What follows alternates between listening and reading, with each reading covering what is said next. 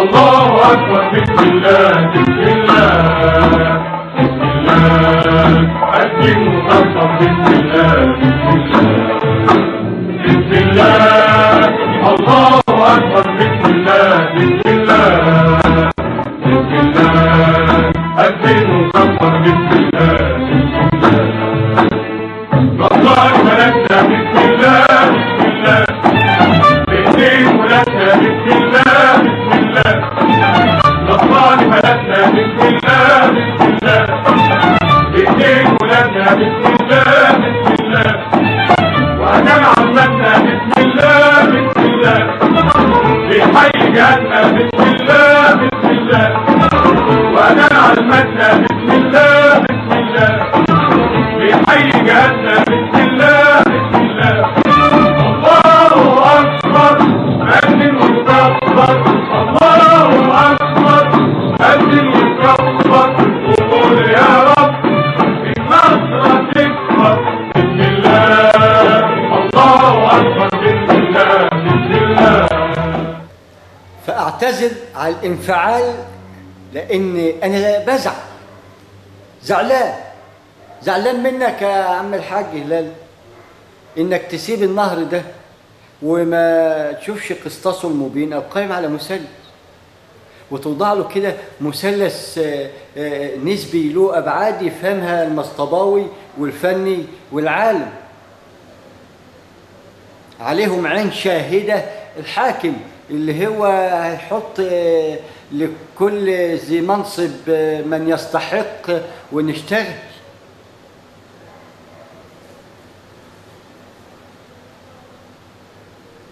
المثلث ده هيكون جمع وضرب وطرح بس سهل، لكن هيكون لك مقياس إلى أن تعي معنى الكسر من خلال مرورنا من الواحد، ولا تحسب أنك قادر على كسر صعب.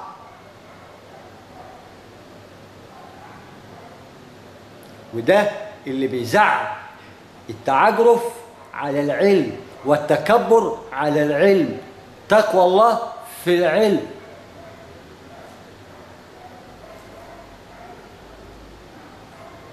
وحينما يصلك فتقوى الله فيه، لأنه لك من الناصحين، لأنه يرى ما لا تراه وينبئك في الحين إلى أن ترى بعد حين ما أنبأك به متأخر. إيه ده؟ لا ده هو أصله مش فاضي، هو بس يوريك السكة وربنا يعينك ويديك الصحة وطولة العمر.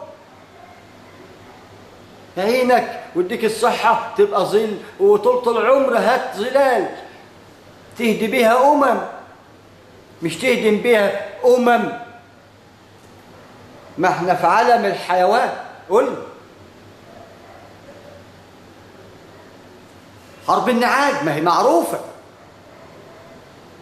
فتقوى الله يدلي أدلك على الطريق الصحيح من خلال نبرة الأسد الحقيقي اللي جواك ولا انتعي عنه شيء. استخدمته في الميسرة وما خدتش بالك من الميمنة انها تتقلب لك حسنات، ونتوب لانها بغتة وهانت واقتربت الساعة وانشق وانفجر القمر، فيدوب تلحق تعدي بفروك ووبرك وإني لك من الناصحين.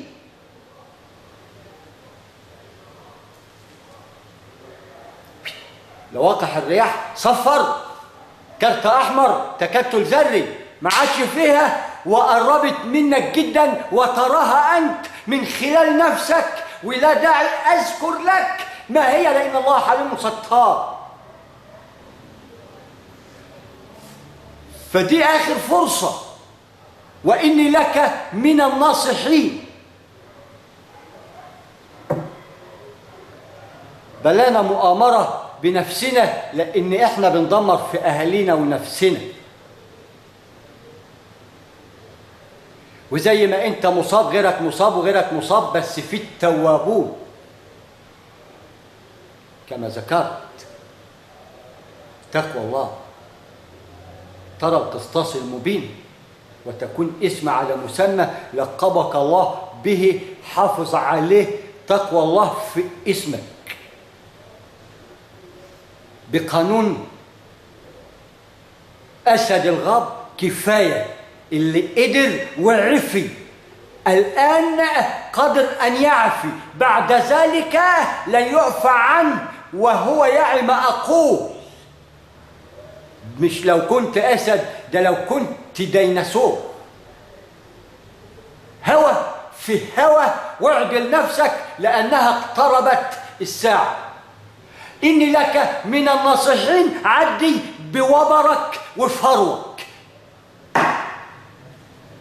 ومش هوضح لك أكتر من كده، ومش هغششك أكتر من كده، لأنك أعرابي زيي. وإني لك من الناصحين، وإن أخوك على نفسه ظالم نفسه. ودي آخر وهلة، لأن آخر كارت بتلعب على الترابيزة، لأنها الطاولة المستديرة نحن نعي ما عليها وفيها وبها ولها. فجايين نقول تقوى الله ونعلم كل ذات كيفية حركته، ليس إلا وننذر. اللي سمع سمع، واللي ما سمعش هيسمع، مع مراعاة وضع مثلث الديمومة وجوههم من خلال التاريخ وجنوبهم. ما تدبروش بيعملوا ايه، يتوبوا ولا لا، لسه كتير ولا لا، وانا رايح فين، هو ايه ده.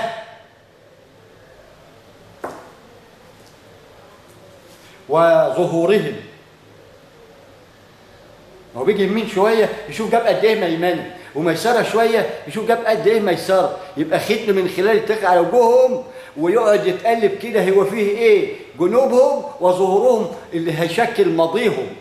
يبقى انا اعدي برجوله، وانا في ايدي الرجوله الان بعد الان، بكرت واحد بالميسره وليس بالميمنه، لانها قوس قزح بقى. ما هو اقواس بقى، واضرب اهله ابو الاسود وابو المعيز وابو النعاج، ده انت ملك الغاب. يعني كل ده بيعزف في سيمفونيتك وانت فاهم. ما اشتغلتش ليه؟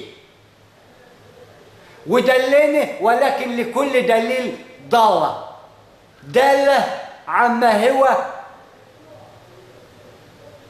ستراه يا سيدي الفاضل. فده كان مثلث في أدراج الرياح، عبر من خلال المجرة الكونية اللي بتشكل كمبيوتر لا مرئي. شاشاته كده تفتح توسع تضيق لمثلث نواة الذرة بهواء هاوي، بس ليها نقاط ونظام. زادت عن رقمها تبهوأ وتبقى دهلبيس، وتأكد ان انت اول الدهلبيس اللي هتتعمل عبرة لمن سبق والقائمين والقادمين.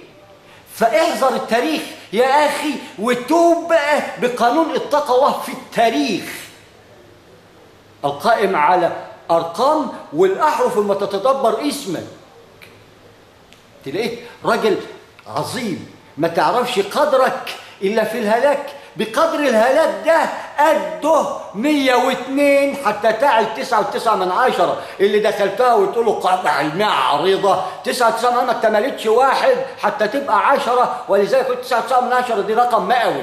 انت عديت بقى نواة العشار ازاي الواحد اللي يشكل في ذاته نواة العشار، وخدت 10 في سكتك ازاي؟ ما هو 9.9 يبقى ده الرقم نواة العشار، يبقى 9.9 الرقم المئوي، إلى أن تصل للي قلنا المؤلف بين القلوب بقانون قلب رجل كفاية القائم على والعصر. إن الإنسان لفي خسر. هتتمسك بإيه؟ افهم خسر لا، يبقى أنا أورث فين؟ هنا خسر فين الميراث؟ ابحث ترى وجه الله ترث بتقوى الله. في الرقم اللي بيسجل عملك يقرأه القائمين الآن الوسطية الشاهدين الناظرين، ومن بعدك يشكل ظهر، ومن أمامك بقى بيضحكوا علينا دلوقتي. ما أنا هعلمك الفتحة إزاي، بس أنا هنا في الأرقام هدخل على الأحرف، بس الأرقام موسوعة، لابد إنك أنت تسيب لها مقياس، وتيجي هنا وترجع تديها موسوعة وتحط لها مقياس، ومن ميمنة للميسرة ومن ميسرة للميمنة. أمال إيه؟ وبنورثها كده، نقول له يا ابني قسطاسك مثلثك. فالكل مش وحش، بس دي فتنة نحذرها ونثبت بعضنا. انت جاي تفتني، لا انا هفتنك بالاحسن من غير طلع قطع رقاب، بالقانون ثم العلم، لان العلم يشكل لنا الله سبحانه وتعالى، لأننا يرينا ذاته العليم ورانا وجهته الخلق. وعملنا وقال لك الكتاب اهو اقرا علشان تشوف انت في ايه. ما اقتنعتش ام عملوا لك قران كتيبات من اول زبور الانجيل لتوراه نهايه بالقران، ولا خد دستورك اهو اقرا في الطريح فين اللي يعلمه دود الارض لو حكمت بيه. الكل عارف انت تعمل ايه، بس طالما انت بتدور على حاجه بقى على كيفك ومش عاجبك مثلث الربوبيه القائم بذاته الخالق، ونحن بقى بدايه الازواج عناصر، وهوريها لك في القسطاس المبين اللي هوضعه هنا، ولكن لكل مقام مقال. فما ببقى هنا ما بنساش انا بقول ايه، لكن مثلث فضائل الرياح عبر اللابتوب الكوني بيجي كده اطلعه لصاحبه لله، واني له من الناصحين، لان كلنا اخوه، وجب علينا نصح بعض ولا نضل بعد المثلث ابدا، لانه جامع الزوجين القرآن والسنة. وانت رقم 3 هما من غيرك هيشتغلوا ازاي؟ ده انت اللي هتنطق بلسانهم وتدبر رميت وما رميت. ده قال لك شوف اوعى تستبعد ان الواقع الرياح اللي بتمر وراك دي ان يسكن لك فيها، ولكن وضع لك السكنة فيها مقياس يدخل جواك يجيب ما خفية وما تتكلم يترجم بما وما ظهر. فالقانون هو اللي بيتكلم، أنا ما هو إلا ناصح لأخي في الله، من يتقبل النصح ويتقي ربه في نفسه فقط. أولهم قريني، وقلنا في شماعات سوداء أقدر أحط عليها مصايب وأذكر أسماء من أعظم الأسماء اللي لو سمعتوها جسمكم يقشعر، من أسماء علماء ومن أسماء قنوات ومن أسماء. خد من زرابيل يا معلم، أصلها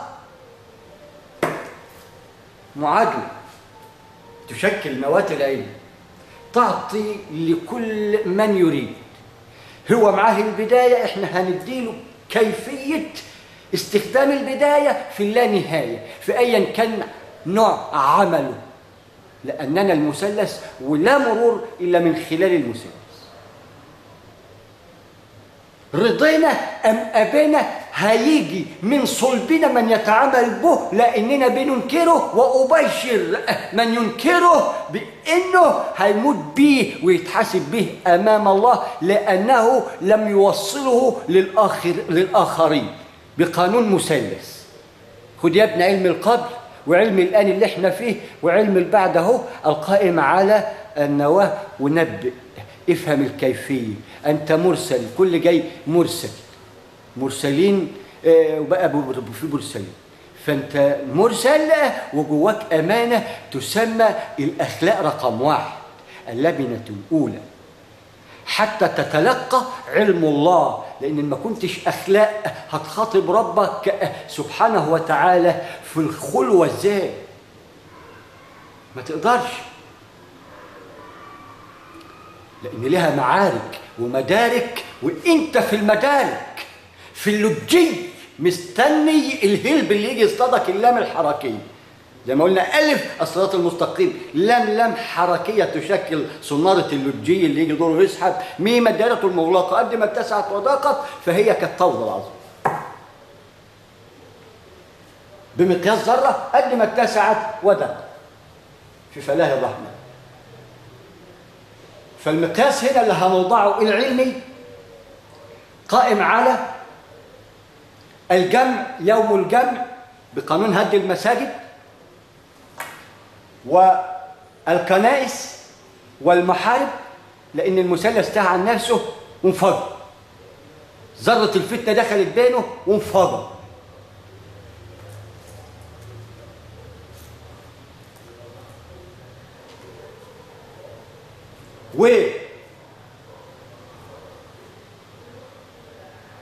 والضرب علشان نتعلم الأدب،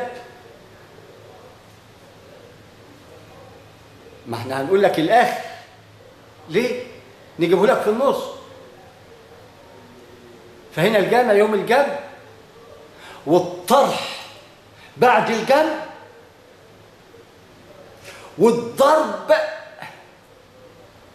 رقم 3. دي في دي ياو، ايه النتيجة؟ واحد في واحد بواحد، اوف اوف. ما هو فلق، ما تقدرش تجيب له اي حسبة تانية، لان دي يشهد بالوحدانية. الواحد ده ليك انت يشكل نواتع شر، لابس جلباب يسمى ظل ذي 3 شعب.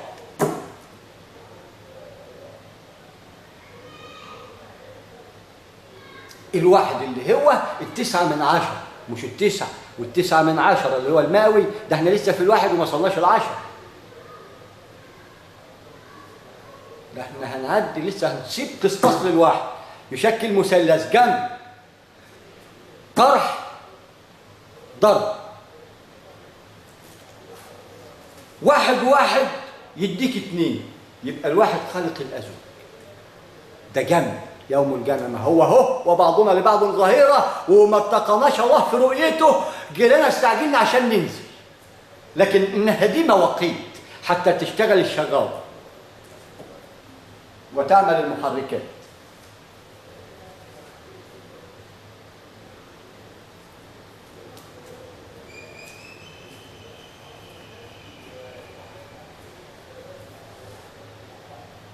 طيب،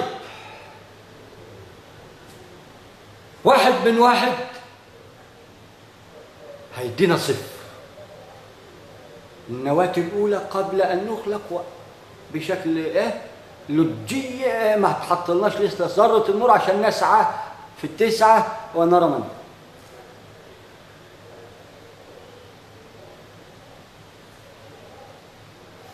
طب هنا ضرب دخلنا في معركة في الآخر، ما هو جمع اداك 2 خالق الأزواج. واحد الزوجة واحدة من فريدة من نوعها، أول حاجة طازة لسه جديدة، وملائكة الأرض بقى خير ملائكة ملكة، وملك آدم واحد فريد من نوعه، يبقى ده الأزواج. 1 1 2. طيب، واحد من واحد يدينا 0 النشب. طب واحد في واحد هيدينا 1، يبقى وصلنا للنسبة، أي المعادلة النسبية القائمة على حسبة الواحد من خلال مروره بالمثلث. جمع يدينا خالق الأزواج، طرح يدينا النشأة الأولى نواة الذرة، إلى أن نعي أنها تكونت من لواقح الرياح من خلال نوع الأمر، مثلث في مثلث في مثلث، وهذا مثلث الإحياء والقائم على 4 الرباعي، عشان يديك 3 في 4 ب12 شهر على طول، عشان تعرف رقم 10 اللي بعده.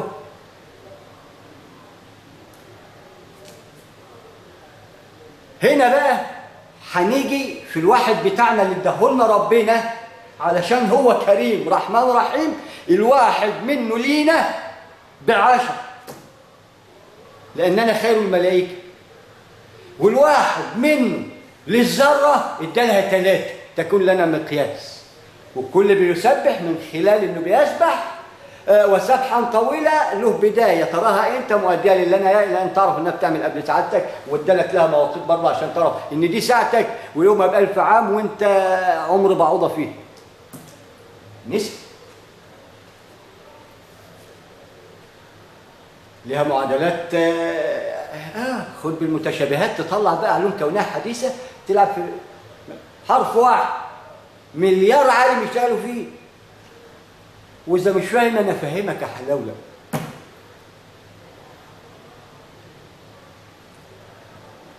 هنا الواحد اللي اداهولنا رب العرش العظيم ب10، والواحد اللي اداه لهرقل ده جايب 7 أراضين بنارهم تحت، و7 أراضين بماء في المنتصف بسماواته، و7 أراضين بسماواتهم من نور فوق. السبع ده من مثلث، ما هو هيتكاثر وهينجب، لأنه هيذكر حتى ينجب. الذكر أي الذكر والأنثى، الذكر علشان يتذكر، وبعدين لأنثته يذكر، ولزوجته ولأبنائه يذكر، يبقى مذكر ومذكر. هناك فرق، وأنا شرحت الرباعي لأنهم 4: تفكير، تدبر، تفكر، تذكر، وعندما تكتمل الذرة تذكير بقى، خلاص اكتملت. ما أنا بقول بس بعيد فذكر، أصلا يا نفسي بنسى، فعلشان أنا عارف إن بعد العلم زهايمر، فأنا بستثمر وببزنس النفس مع الله. أبدأ بلواقح الرياح النفخ، إني لك ولكم بقانون فرض كفاية من الناصحين. لأن عايزك تشوف اللي أنا شايفه من علم، من بيزنس، من رقي، مش باخل عليك، ده أنا هوريك السكة. بتتعطلس هتيجي في النهاية رضيت أم أبيت، أصل الحسبة كده.